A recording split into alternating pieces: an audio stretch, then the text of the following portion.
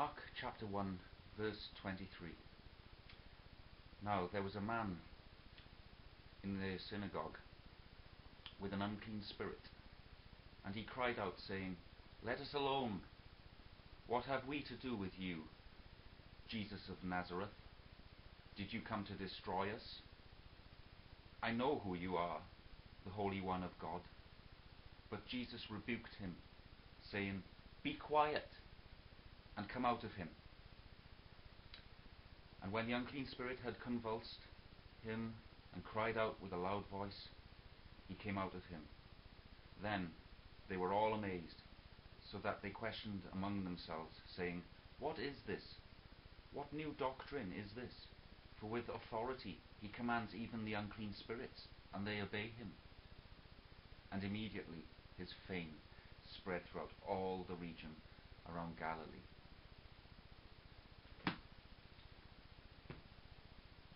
Now, I can't believe I'm really doing this. I do it only for one reason. It's to share my experience with Jesus Christ. A few years ago, I would never have thought I'd be where I am today, recording this video for whoever to view. So I'd just like to explain a few experiences before I met Jesus Christ in my bedroom in April 2009.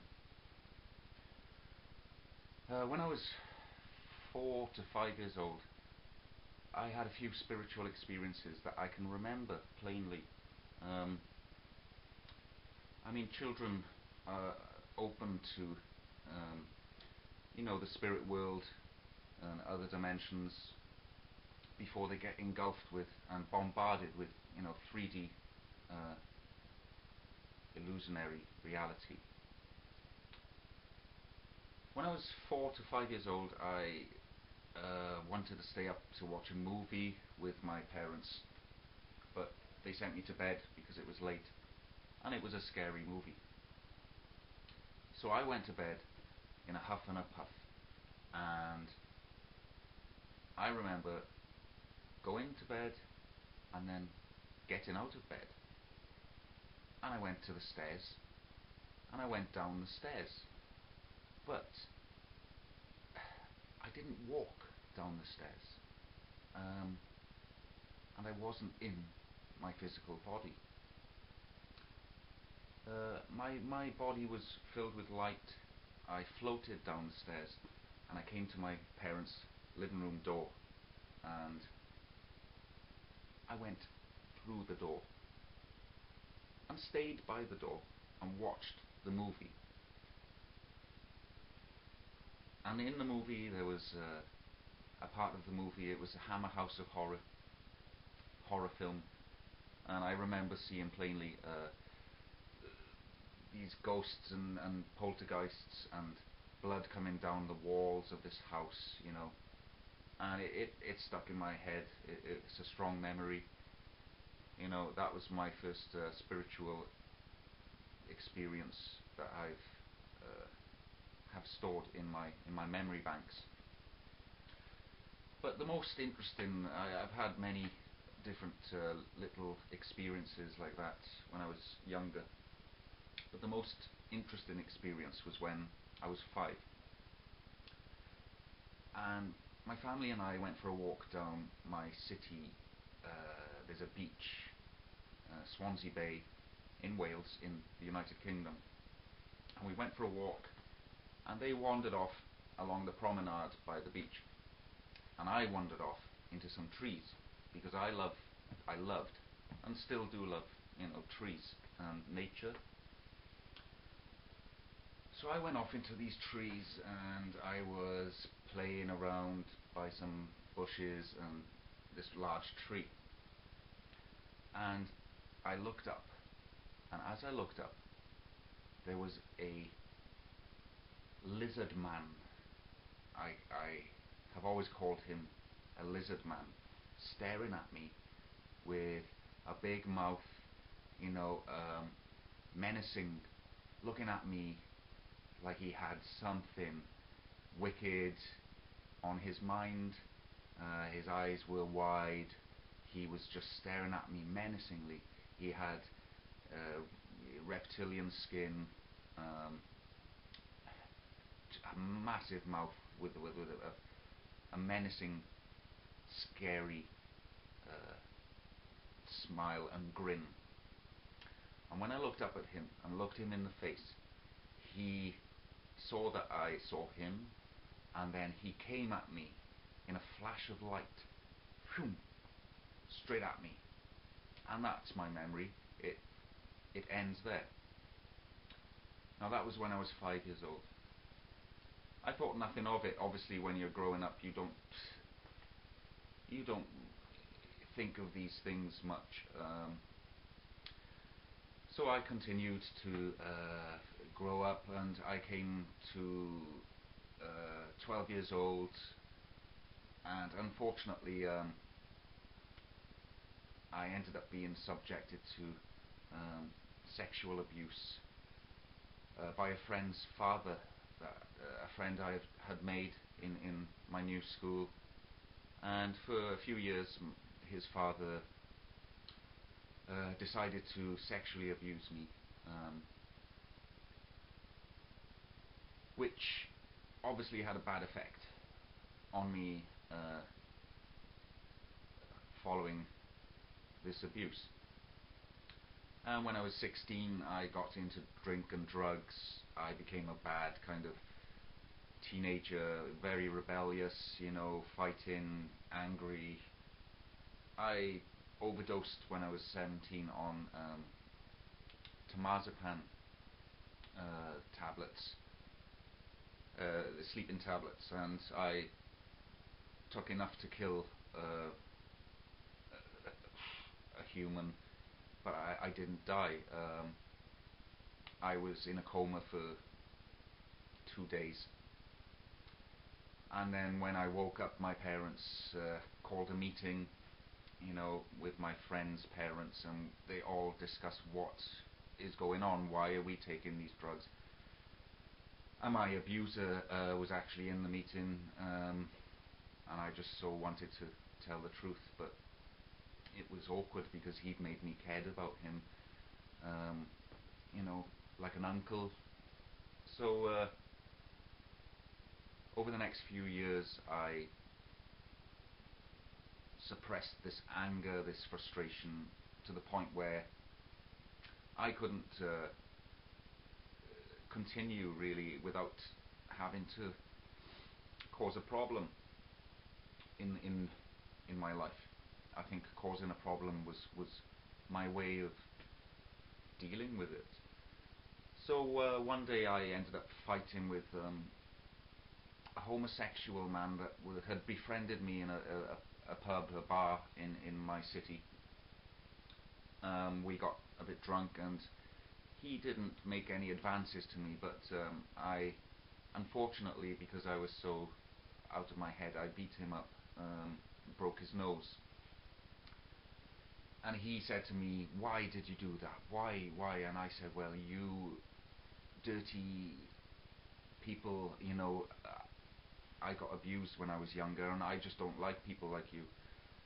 And he said, "Well, we're not all like that, what happened?" So I explained to him, and we made friends, and I apologized to him because I'm not that way. I wasn't intentionally wanting to hurt people. So I told him what happened, and he made me phone my parents. And this was when I was 18. And I phoned my parents, and I told them, "You remember Ted? Yeah, Uncle Ted. Yeah, well, he raped me, and he abused me for 2 years, So they were obviously shocked. We called the police, took statements. They arrested Ted. Unfortunately, there was not enough evidence to prosecute, so the police told me that, you have to get on with your life, Steve. There's nothing we can do. Now, that just compounded everything. And also, My abuser's family and friends are very well known in my area. I got attacked, I got beaten up by relatives. They thought I was lying to get money for drugs, and it was just horrible. I just couldn't take it, so I moved away. And I came back within a few months just to try and settle down, and over the years I tried my best to be normal, as my parents wanted, a job, settle down. I tried, but deep down I was suppressing a vengeful rage.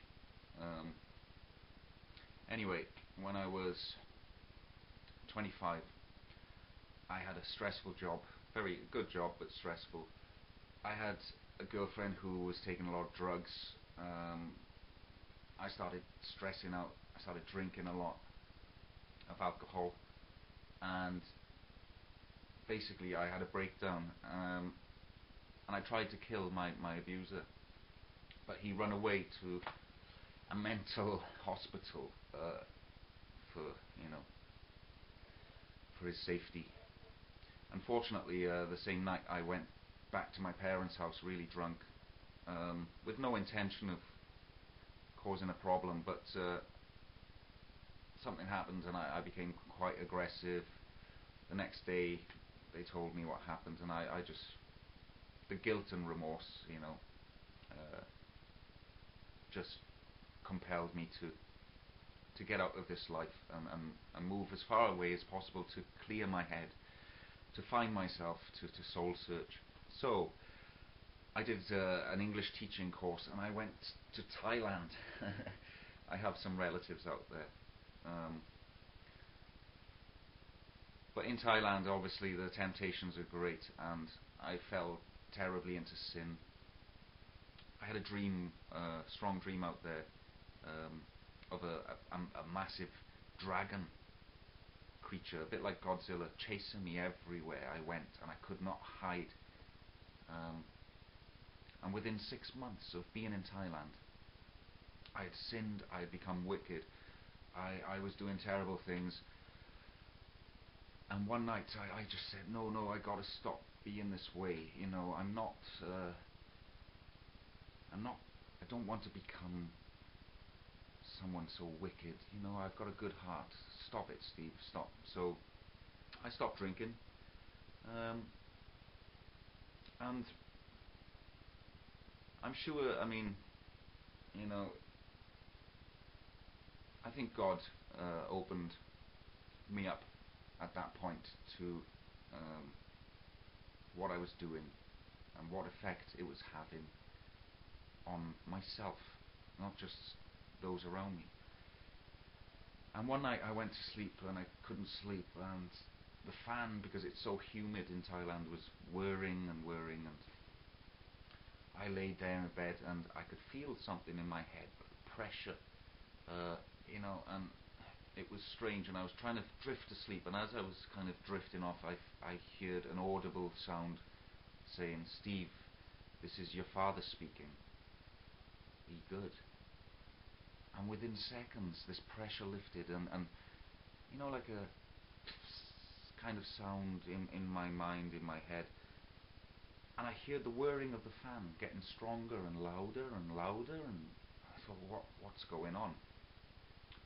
And then I could hear a voice, and it grew stronger and stronger and stronger, and it became loud and around me.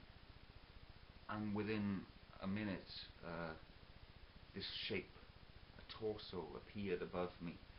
A bit like what you would see in the Predator movie. It was an outline, but see-through. And it appeared above my head. And it looked at me in a bird-like fashion and screamed at me. It told me it wanted to kill me, and laughed and mocked and tormented me. And I said, "Who are you? Who are you?" And he said, "Who am I? I am you."